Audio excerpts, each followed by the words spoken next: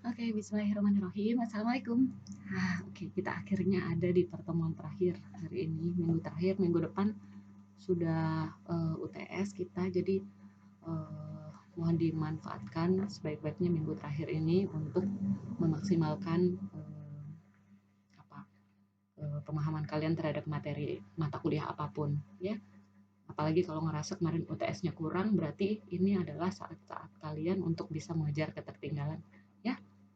Oke, sekarang kita masuk. Minggu lalu tuh kan kita udah belajar yang ANOVA satu arah, sekarang kita masuk ke yang ANOVA dua arah.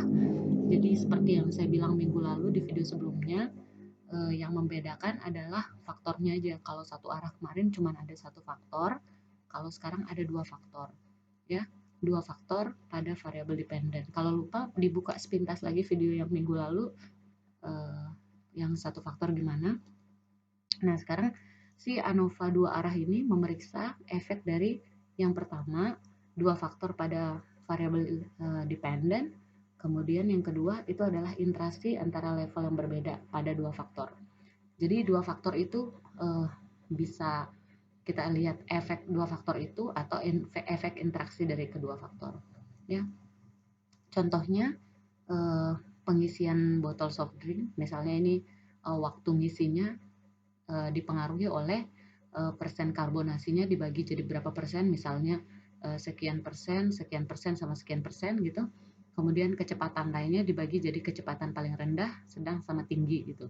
Jadi ada dua faktor yang mempengaruhi botol. Kalau kemarin ANOVA satu arah tuh misalnya cuma persen karbonasi terhadap proses atau kecepatan lain terhadap proses itu satu arah. Tapi karena sekarang dua, berarti jadilah analisis yang dipakai pendekatannya ANOVA dua arah.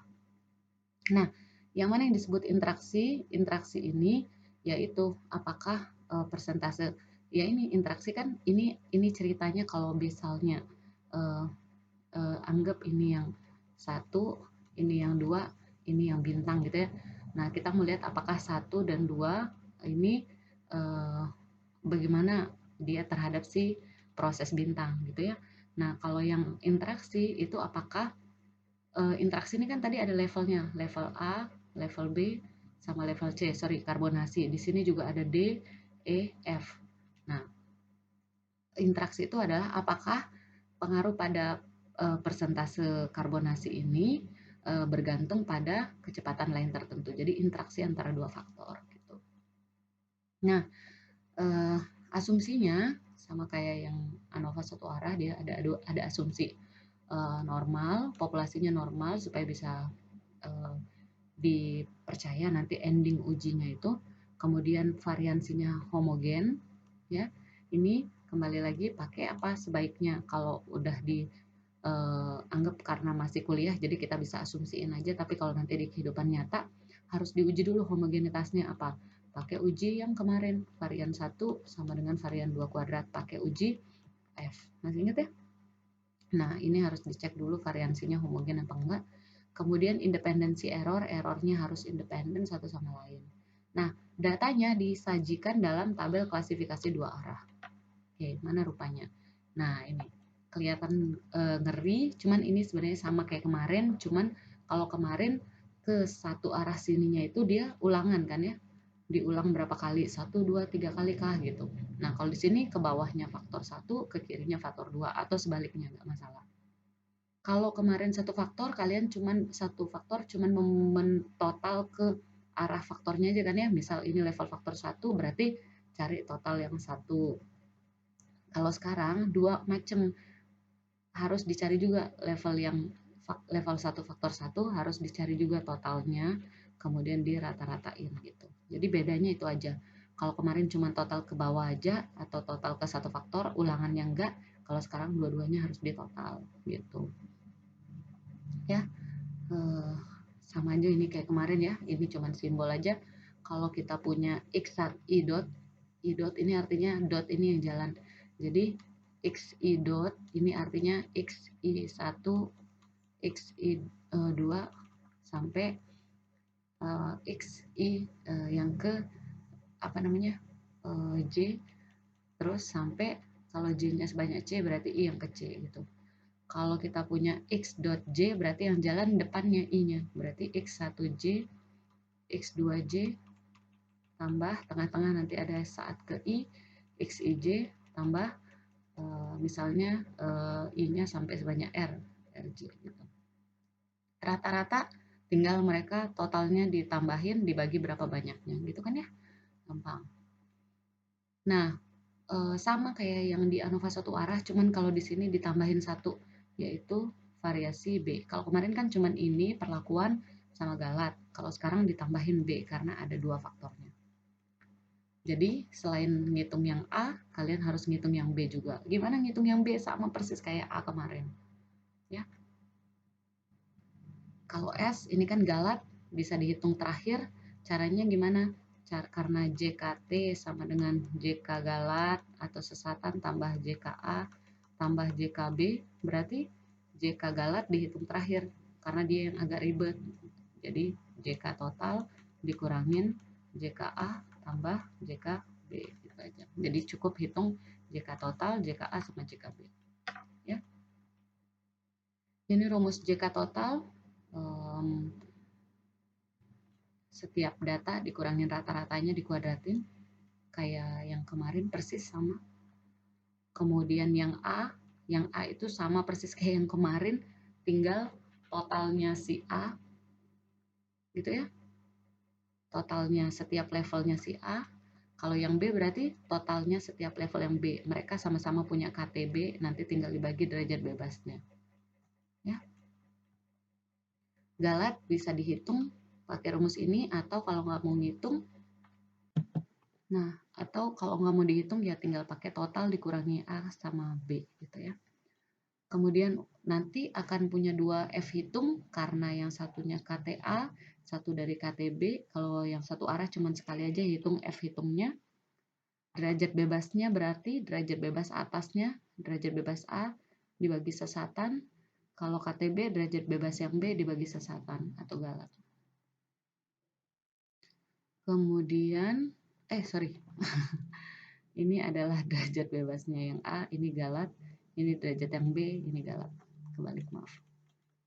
Nah, ini tabel ANOVA-nya cuman persis kayak kemarin, cuman ketambahan faktor B ini aja. Dan harus ngitung 2F, F yang kedua.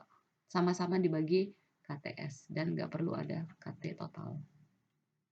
Oke, gampang ya? Ingat di sini ada tanda tambah. Jadi ini, tambah ini, tambah ini, hasilnya pasti ini. Begitu juga derajat bebas. Kalau A levelnya ada 5, berarti ini jadi 5 kurang 1. B levelnya ada 4, 4 kurang 1. Totalnya 4 kali 5, 20. Kurangin 1 berapa? 20 kurangin 1, 19. Berarti di sini untuk nyari ininya tinggal 19 dikurangi 5, dikurangi 4, kurangi 3 gitu. Nah, ini contoh. Jadi ada kecepatan pemotongan 4 tipe alat. Jadi tipe alat levelnya ada 4. Kemudian ada kekerasan material, levelnya ada 5. Maka langkah pertama kita adalah mentotalkan ke kiri dan ke kanan kan ya. Jadi total setiap level di material, total setiap level di tipe alat. Kemudian hipotesisnya tentu saja ada dua. Ini hipotesisnya A, hipotesis yang B. Artinya apa? Mau pakai tipe alat yang manapun, hasil motongnya sama. Mau pakai material yang tipenya apapun, hasilnya sama. Itu kalau terpenuhi H0. Kalau H1 yang terpenuhi, maaf, kalau H1 yang terpenuhi artinya apa? Artinya ya ada beda di antara masing-masing masing-masing tipe alat atau kekerasan itu. Nggak semuanya sama, jadi harus dikasih perlakuan yang beda gitu. JK total tadi kalau ingat rumus awalnya itu kan bisa pakai ini juga, YIJ min Y bar dikuadratin. Nah, ini kalau diturunin rumusnya jadi gini. Sama aja, tapi lebih gampang yang ini biasanya orang pakai. Jadi tinggal setiap datanya dikuadratin, dikurangin ini. Jadi faktor koreksi itu adalah y dot kuadrat dibagi r kali c atau n besar. Ini adalah total kuadrat 200 tadi dibagi 5 kali 4. Ini setiap data dikuadratin. Dapatlah JK total. JKA berarti pakai rumus yang ini bisa. Ini sama aja, kalau penasaran bisa dibuktikan. Jadi total yang setiap A itu misalnya ada berapa tipe alat tadi, ada 4, berarti 4 macam totalnya mana? Nah, ini kan ada 30, 80, 55, 35. Itu semua di sini. 30, 80, 55, 35 dikuadratin dibagi berapa banyak yang B, dikurangin faktor koreksinya nih sama kayak di total. Kemudian kalau yang B, total yang B dibagi berapa banyak yang A sama faktor koreksi. Kemudian tinggal S total kurangi AB. Kemudian kuadrat tengah tinggal JK dibagi derajat bebas masing-masing. Kemudian tinggal dibikinin deh tabel ANOVA-nya. Nah, kita udah punya F hitung 1, F hitung 1, F hitung 2. Berarti harus dibandingin sama F tabel. Berarti di sini harus cari F tabel berapa? Derajat bebas satunya adalah 3 dan 12. Berarti 3 dengan 12. Kalau yang ini F tabelnya antara 4 dengan 12. Berarti ini F4 dengan 12. Berapa? Ini berapa? Nanti tinggal di compare. Ini hasil tabelnya, nanti kalian pause terus cek tabel ya, bisa lewat Excel, SPSS atau buka di tabel. Dapat angka ini, F hitung yang pertama tadi kan 51, yang ini 23, ini 51, 51,67, ini 23, ini kan lebih dari 3,26, lebih dari 3, sehingga dua-duanya tolak H0. Jadi ada beda antara tipe alat sama kekerasan material gitu. Jadi nggak bisa pakai alat yang sama karena tipe alat itu mau pakai alat yang berbeda tuh kecepatannya beda-beda. Nah, ini ada latihan nanti bisa dicoba. Oke. Nah, ini bisa dicoba ya. Kalau penasaran tinggal dicoba. Nah, sekarang pertanyaannya, tadi kan kesimpulan kita H0 ini ditolak ya. Kalau H0 ditolak, berarti kan H0 ditolak, yang diterima adalah H1. H1 itu artinya mu I itu tidak sama dengan mu J untuk I yang tidak sama dengan J gitu kan ya. Artinya apa? Sekarang kan tadi tipe alat itu kan ada alat A, alat B, alat C, alat D. Di sana kita cuma dikasih tahu bahwa mereka ini beda. Tapi kita nggak tahu siapa sih yang paling beda di antara mereka berempat ini gitu.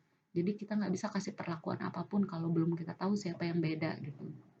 Ya, kalau cuma tahu pokoknya dia beda aja, tapi kita nggak tahu yang mana yang beda. Nah, untuk tahu yang mana yang beda, maka ada yang terakhir materi kita itu adalah uji beda antar perlakuan.